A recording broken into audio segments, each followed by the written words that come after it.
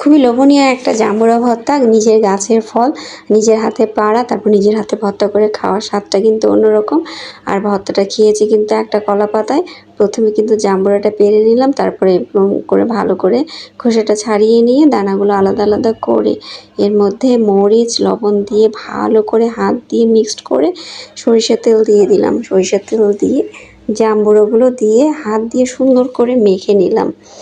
এরকম একটা ভর্তা যদি করা যায় তাহলে কিন্তু লোভ সামলানো খুবই মুশকিল।